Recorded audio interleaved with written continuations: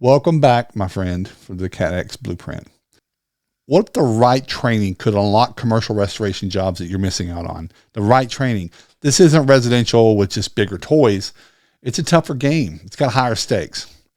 Today, I want to break down some of the must-have certifications and skills that you need to get started and stand out, just so you understand what it takes to play in this big arena, okay?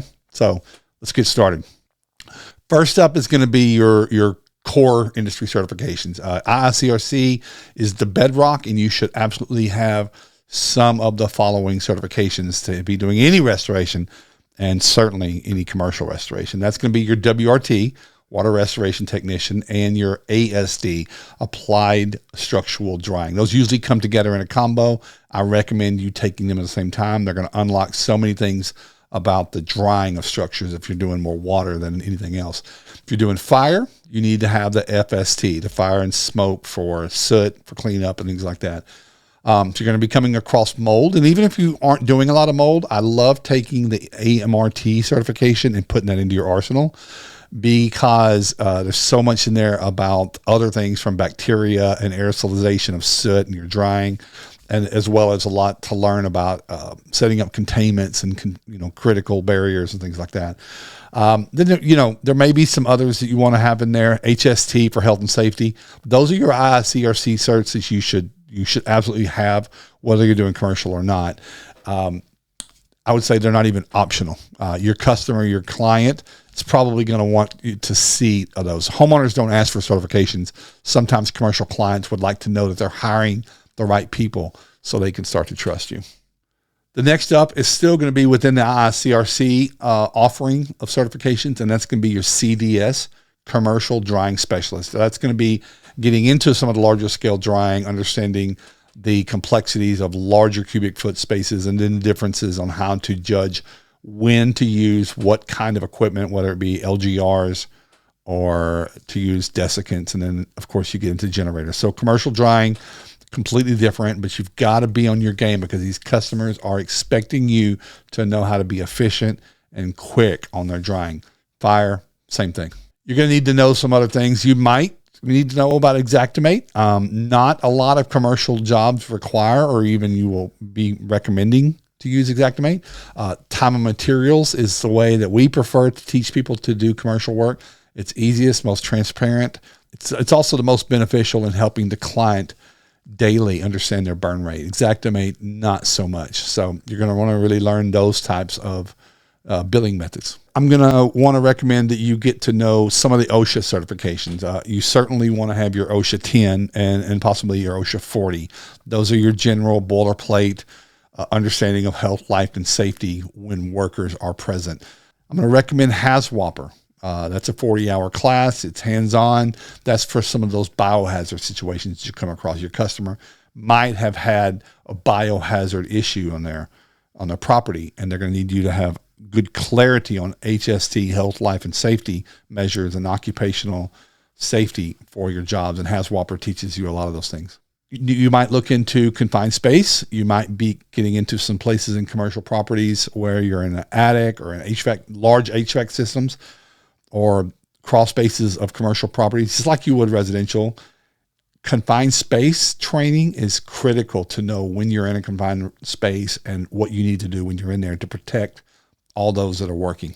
Then you want to get to know a lot about asbestos and lead and silica. Those are the other sides of OSHA and the safety. You're going to be working on buildings that those will be present, understanding the assessment of those, how to approach them, to do stabilization, and then when to use an outside company for abatement to mitigate those situations. You skip any of these, you're going to risk a lot of exposure for your client, yourself, your company, and those that are working there. You're going to lose some bids. You're going to lose some projects. You're not going to end up having a great reputation in your market and in the industry to get the kind of jobs you want to get to grow your company. I want you to work on getting a much better understanding with some structured education around air quality. Don't become a hygienist unless you want to. But you're going to want to get involved with some NADCA for duct cleaning from some indoor air quality. You can look up the ACAC Indoor Environmentalist certifications. Certainly give you a lot more education around some vernacular and some things to talk about in your scope of what you're going to be presenting as cleanup protocols for the jobs that you're on. Or you have a hygienist, a third-party industrial hygienist or indoor air quality consultant or some type. You want to make sure that you understand what they're talking about in their protocol. So you having these classes will help you better represent the job, what needs to happen, and then for the client, for the insurance, and the other stakeholders. These certs can certainly open up doors on some bigger jobs. So many times, IEPs, IHs, hygienists have called upon us to help them with jobs where it was critical that they needed a contractor that understood air quality, not just how to dry, how to clean, and how to remove mold, but understood the air changes and the quality of the occupants, the future occupants, and things like that, and then your workers. So you can really open up a whole lot of doors with having the knowledge of these indoor air quality certifications. There isn't a certification for this, but get familiar with how commercial insurance works. It's different than residential. Understanding BI, business interruption, understanding their different language of delays, why things need approval, what doesn't. Again, the environmental, you have different layers of insurance, sometimes content, sometimes structure. There's also different layers of some insurance companies will go up to this level and then you'll have a new one. You need to understand that world, that ecosystem. There's not a certification, that's just exposure and experience. That's why I say start small and get comfortable. Get a couple of these jobs where the stakes aren't so high and you don't lose these premier projects where these kind of conditions really make a big difference. You don't want to be behind the 8 ball on that. You need to just be also aware of contract laws. Your contracts, your terms and conditions will be one of the strongest things you have to help you get signed up the right jobs, protect you, to make sure you get paid, make sure your liability is covered, and to kind of like put a wall up against some of the after negotiations. So get really good at understanding contract laws in your state, your market. Understand what there is limitations of what an adjuster and all the other parties can do. What yourself, you shouldn't be negotiating for your client. You should be negotiating for your company. And that's it. Don't represent your client. So those are some areas that I think getting understanding around the insurance and the compliance on laws, because insurance is a licensed position. Adjuster is a licensed position. You don't want to go into their lane without a license. That's a very big no-no in certain arenas. On commercial, clients have attorneys. Insurance companies fight harder. Don't get caught as a rookie in these professional arenas. So those are some of the areas that I think that you should really focus on your education and possibly certifications where they're applicable. You've got your IICRC for some of the basics and some of the more advanced ones like the CDS. You've got your OSHA. You might have some understanding around EPA laws and regulations, NIOSH, asbestos rules. You want to get really knowledgeable about contract laws, about customers' insurance, how that works, so how it pertains to them so they can make their decisions. The more you know about their problems, the more you can help them solve their problems. Then later, after you've gotten a few jobs or a lot of jobs under your belt, you can start chasing into some of these niche markets.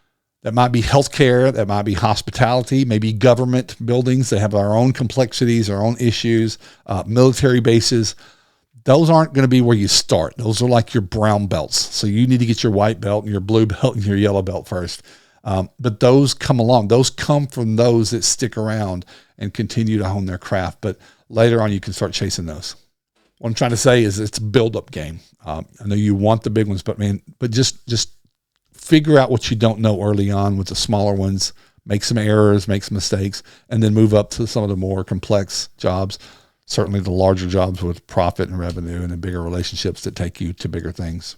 So that's some of your training toolkit. That's just a smidgen of what we teach here in CATx. So we're going to actually walk you through the order, the sequence, the timeline that you should be taking these as they pertain to the kind of jobs you're going to be getting. It's not just pieces of paper, certifications on the wall. It's credibility, it's experience, it's knowledge, and customers want to trust that you've got those things. Here at CATx, we live for this. This was my life for so long, and we love helping small to medium-sized restoration company in their markets dominate the commercial space. You don't have to be a big company. You don't have to be a big franchise, but these are how we get there, and this is what we live for. This is what we're good at, And this is how we spend most of our days now, for my part, for CATx. If this has been good, I want you to reach out, have a phone call. Clark, this is where I'm at. Let me know where I need to go next. Am I ready? What am I ready for? You're probably overthinking it. You're probably way more ready than you think you are. But you just might need to plug in a few things or showcase what you already know and figure out how they apply to doing commercial. Any of those things, reach out to us at CATx or go to one of our upcoming events. The link will be down in the bottom. Go out there and kill it. Grow the restoration company that you dreamed of and let commercial be part of that. Cheers.